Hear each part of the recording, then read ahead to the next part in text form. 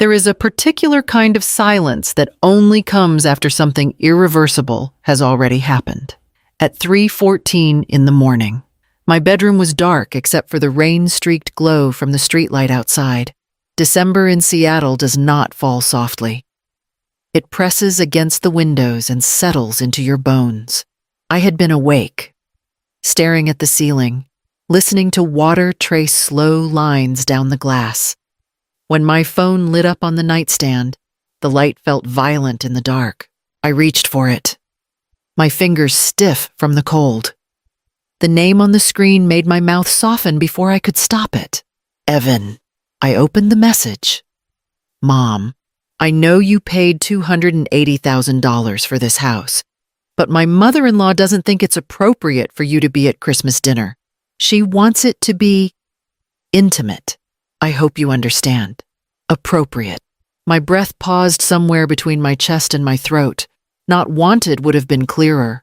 Angry would have been honest. Appropriate sounded reasonable, polite, clean. The kind of word you use when you are closing a door without wanting to admit you are doing it. Rain tapped harder against the window. I sat up slowly, pulling the blanket around my shoulders. My hand had begun to tremble. Not enough to drop the phone, just enough that the light on the screen quivered. I am a widow. My husband died 12 years ago in a grocery store aisle with a carton of milk in his hand. I retired 2 years after that from my position as an administrator with the Seattle Public Library System. I know paperwork. I know budgets. I know what things cost and what they are worth. I also know that I wired $280,000 from my retirement account so my son could secure that house overlooking the water. I know whose name is on the deed. I read the message again, carefully, as if it were a contract clause. Then I typed one word, all right. I pressed send and watched the small bubble settle into place beneath his message. The room seemed to tilt, just slightly, like a ship adjusting its balance. My name is Elowen Hartley, and I am 62 years old. I set the phone down. The rain kept falling. Somewhere in the distance, a car passed through standing water, tires hissing against pavement. I did not cry. I did not call. I lay back and stared at the ceiling until the dark began to thin into gray. The next morning, I called my attorney. The first time Evan showed me the house on Magnolia Bluff. He stood on the back deck like he already owned the horizon. You can see the sound from here. Mom, he said. On clear days, the Olympics. Lila slipped her arm through his. It's perfect for starting a family. The house wasn't large by Bellevue standards, but it sat high enough to feel important. Clean siding, white trim, windows that caught light like they were made for it. Inside, Evan walked me from room to room, talking faster than usual. We ran the numbers. We can handle the monthly payments. Then what's the problem, I asked. He hesitated. Lila answered instead. We don't qualify a loan. The bank wants a bigger down payment. How big? $280,000. Evan said, staring at the hardwood floor. The number hung in the air between us. That's most of my retirement, I said quietly. We'll refinance in a few years. Lila replied quickly. Once Evan's bonus structure improves, it's temporary. Evan finally met my eyes. We just need help getting in. After Tom died, I sold our house in Wallingford and moved to a smaller apartment. I told myself I was simplifying. I didn't tell anyone I was protecting what we'd built. I looked out the kitchen window toward the water. Tom would have loved this view. If I do this, I said, the house stays in my name until you refinance. It's protection. For all of us, of course. Evan said immediately. Too quickly. Lila nodded. We're family. A week later, I wired the money. My signature moved across the closing documents in a firm, steady line. When we stood in the empty living room after they got the keys, Evan hugged me hard. There will always be a room for you, Mom, he said. I believed him. The first time I realized something had shifted, it was my chair. I walked into the Magnolia house on a Tuesday afternoon with a casserole in my hands. The living room looked brighter, emptier. "Where's the armchair?" I asked. Lila glanced toward the garage door. "Oh, we moved it out there. It didn't really fit the space. It's just temporary," Evan added quickly. He didn't look at me when he said it. I set the casserole down on the counter. "Temporary," I repeated. "It's just easier this way," Lila said, smoothing her hair behind her ear. "We're trying to simplify." I nodded. I told myself, furniture is only furniture. A month later, I opened the door to what had been my room. The bed was gone. Boxes were stacked against the wall. A treadmill leaned near the window. Plastic bins labeled in neat handwriting, "Winter decor." I stood there long enough that Evan noticed. "Oh," he said, stepping into the doorway behind me. "We needed extra storage." "This was supposed to be my room. It still is," he said, too fast. "You just don't stay over much." Lila appeared beside him. "Mom, please don't make this awkward. You can use the sofa bed upstairs. It's really comfortable." The sofa bed. I had never been offered that before. I pressed my lips together. Of course. Sunday dinners moved next. "We're going to my mom's tonight," Lila said one week, almost casually. "It's more intimate there." "More intimate, I asked you. It's just easier," she repeated. At Beatrice's long dining table in Bellevue, I became an extra chair. Conversation flowed around me. "Family is everything," Beatrice would say, smiling gently. "We just have to prioritize what works for everyone." Everyone. Evan would clear his throat when things got tense. "Mom, don't take it the wrong way." I began arriving later, leaving earlier, bringing less. If I noticed the pattern, I told myself I was imagining it. I told myself I was being sensitive. I told myself love required flexibility. One Sunday in Bellevue, Beatrice raised her glass and said lightly, "We're so grateful Evan and Lila found their footing without depending too much on outside influence." A few people laughed politely. I felt Evan shift beside me. "Mom helped with the down payment," he said. Too softly. Beatrice smiled. "Of course. Temporary support is lovely. But independence is the goal, isn't it?" No one looked at me after that. Beatrice Caldwell never raised her voice. She didn't have to. The first time she helped redecorate the Magnolia house, she walked through the living room with a tape measure in one hand and a latte in the other. "We're thinking long term," she said, stepping back to examine the wall where my old bookshelf had been. "Resale value matters." "It's not for sale," I replied. She smiled, slow and patient. "Everything is eventually for sale, Elowen. Do you know how hard I worked to get my family here?" she added. "Stability doesn't come from sentiment. That's just how property works." Property, not home. Evan hovered near the kitchen island. Lila stood beside her mother like a student awaiting approval. Beatrice picked up a throw pillow I'd given them. One I'd sewn years ago. "This is sweet," she said, "but it's not really the aesthetic." Lila laughed lightly. "Mom's right. We're trying to keep it cohesive." I watched Evan's face. He didn't disagree.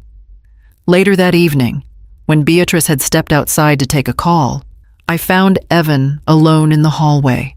"Are you comfortable with all this?" I asked. He rubbed the back of his neck. "She's just trying to help." "Help with what?" "With making it better." "Better than what?" He exhaled sharply. "Mom, don't turn this into a competition." Competition? I felt something shift inside me. The next Sunday at Beatrice's house, she carved the roast at the head of the table. "Family is about alignment," she said, sliding a slice onto Evan's plate. "We have to present a united front." I took a sip of water. "United against whom?" She laughed softly. "Oh, Elowen, don't be dramatic. We just want what's best for the kids." "The kids?" They were both in their 30s. After dinner, as I helped clear plates, Beatrice leaned closer. "You've done so much already," she murmured. "Now let them build their own life without interference. Interference." I drove home that night, gripping the steering wheel tighter than necessary. The city lights blurred through rain on the windshield. I had wired $280,000 to secure their future. Yet somehow, I had become the outsider. After I sent all right, the apartment felt unfamiliar, as if I had walked into someone else's life. I opened the bottom drawer of my dresser and pulled out the old photo album. The plastic cover cracked faintly when I bent it back. On the first page was Evan at 6 years old, standing in front of a crooked Christmas tree, missing a front tooth, wearing a sweater with stitched reindeer. Tom stood behind him, hands on his shoulders. Mid-laugh, I traced Evan's small face with my finger. Appropriate. I whispered to the empty room. My phone lay beside me. I picked it up and began to type. "You stood in that house because I wired $280,000. You promised there would always be room for me. You let your mother-in-law decide I was inconvenient." The words filled the screen quickly, sharper than I expected. I reread them. My thumb hovered over send. I imagined the chain reaction. Evan forwarding it to Lila. Lila showing Beatrice. Beatrice sighing softly and saying, "She's emotional. She's always been sensitive." I deleted the message. The silence afterward rang louder than any argument. At 8:45 that morning, I sat across from Samuel Green in his office downtown. He had known Tom for 20 years. He didn't offer coffee. He studied my face instead. "What happened?" he asked. "My son removed me from Christmas," I said, by text. Samuel turned his monitor toward me. King County property records filled the screen. "You are the sole owner," he said. "Warranty deed in your name. There's no lease. They occupy by permission. If I withdraw that permission, they have to leave." His gaze sharpened. "Elowen, there's no one doing this if you move forward." I pressed my palm flat against his desk to steady it. "I don't think there's undoing what already happened," I replied. Samuel didn't waste time. "The winter market is slower," he said, tapping a pen against the folder. "But Seattle money doesn't hibernate. If you price it right, it'll move." "Price it to move," I replied. He studied me for a second. "Below market low enough that no one hesitates." 2 days later, the listing went live. I didn't drive past the house. I didn't warn Evan. The paperwork didn't require emotional clearance.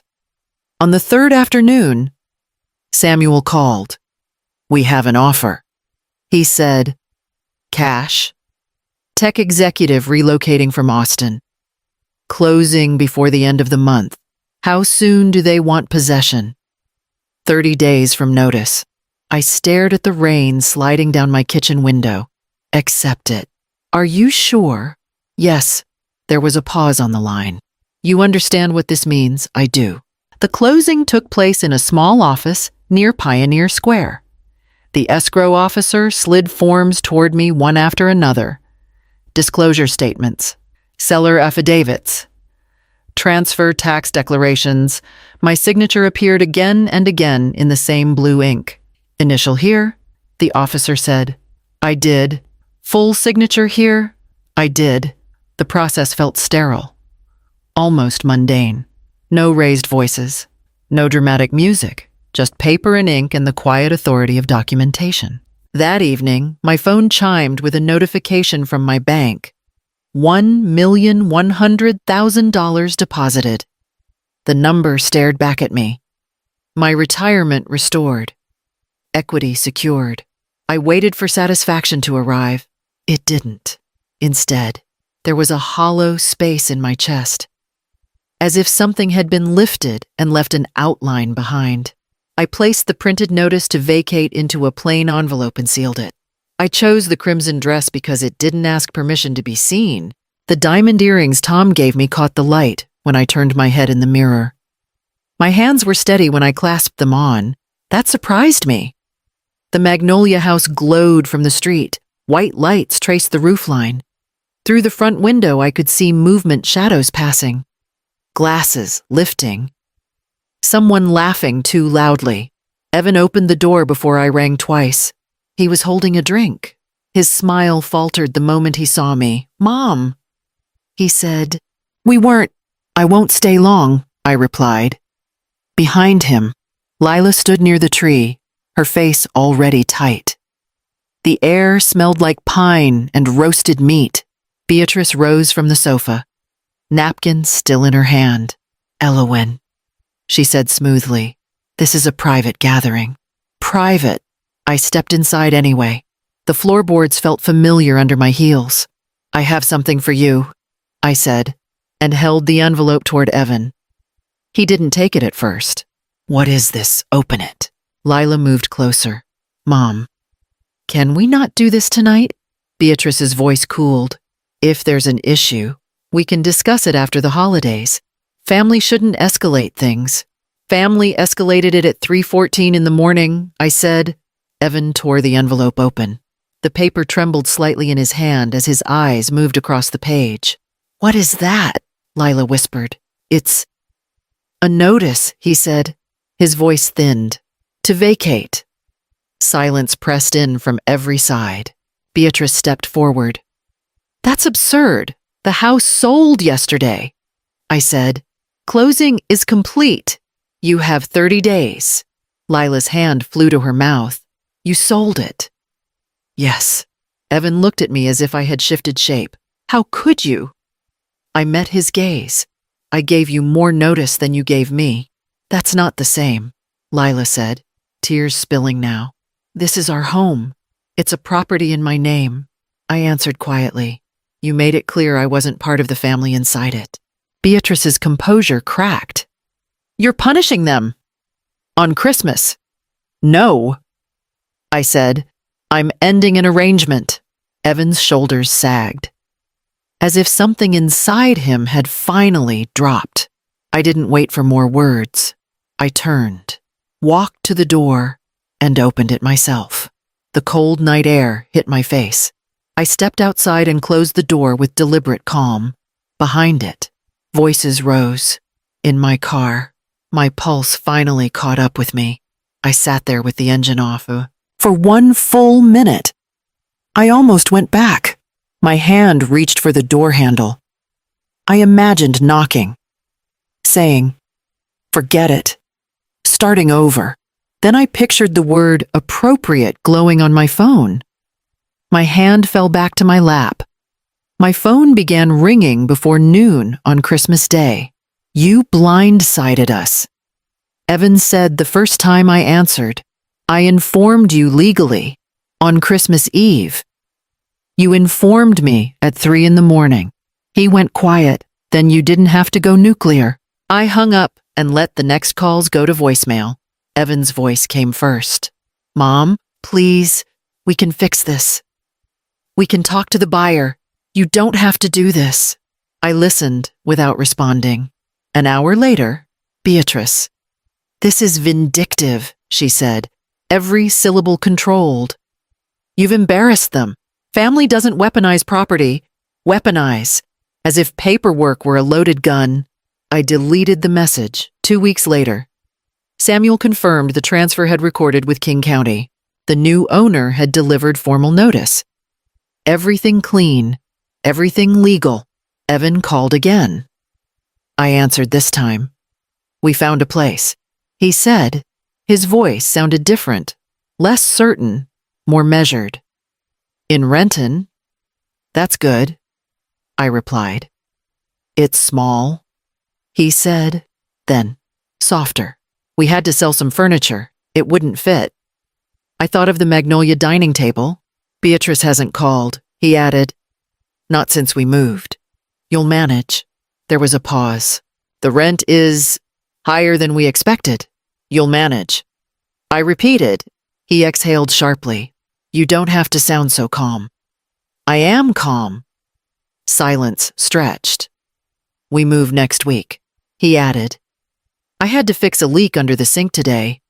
The landlord wouldn't send someone until Monday. You fixed it. Yeah. His voice held something new. Not pride, not resentment. Something closer to realization. We never learned how to do this. He said quietly, I thought of the Magnolia house, the view, the white lights. The word appropriate. You're learning now. I answered. After we hung up, I sat at my kitchen table and looked at the rain running down the glass. For the first time in months, I didn't feel invisible. Evan chose a coffee shop in Capitol Hill. Neutral ground, no house, no history pressing against the walls. He was already seated when I arrived. He stood too quickly, almost knocking over his cup. Thanks for coming, he said. I'm here, I replied. He didn't reach for me. I noticed that he stayed on his side of the table. I'm not here to argue, he began, and I'm not here to ask for anything. I waited. I was afraid, he said finally. Afraid of disappointing Lila, afraid of confronting her mom. I kept telling myself you'd understand what I asked, that keeping you flexible was easier than fighting. The word landed between us. I forgot you were more than support. He continued, more than the person who fixes things. I watched his hands. They were rougher now, a small cut near his knuckle. We're in therapy, he added. I am. At least, I didn't like who I was becoming. And who was that someone who let other people decide what was convenient? He looked up then. Steady. I'm sorry, he said. Not because we lost the house, because I treated you like an option. I didn't move across the table. I didn't reach for his hand. I'm glad you can say that. I answered. I told Lila if it ever happens again, we leave. He said. That was the first time he sounded like a man instead of a son. Silence sat with us. But it wasn't hostile. It was honest. 1 year later, I climbed a narrow staircase in Renton carrying a pan of lasagna. Evan opened the door before I knocked. Hi. Mom, he said. No hesitation. No performance. Inside, a folding table stood in the middle of the living room. The tree was small, decorated with mismatched ornaments. Lila came out of the kitchen wiping her hands on a dish towel. Thank you for coming, she said. It wasn't dramatic. It was sincere. We sat down. Paper plates, store-bought rolls. No one mentioned Magnolia Bluff. Halfway through dinner, Evan leaned back in his chair. It's quiet, he said. I looked around the apartment. No view of the water. No designer centerpiece, no one directing the conversation. It feels real. I answered. Leela met my eyes. We're paying for everything ourselves now. I know. I said, and that matters. Evan nodded slowly. We needed to learn. So did I. I replied. Love doesn't mean handing over your spine. It doesn't mean financing someone's comfort so they can exclude you from it. Love without boundaries is not generosity, it is self-erasure. If my story sounds familiar, don't wait until 3:14 in the morning to recognize the pattern. Speak sooner. Stand firmer. Protect what you've built. Peace is quieter than pride. That night, it was raining again, for the first time. It didn't sound like something breaking, and sometimes it fits better in a smaller room.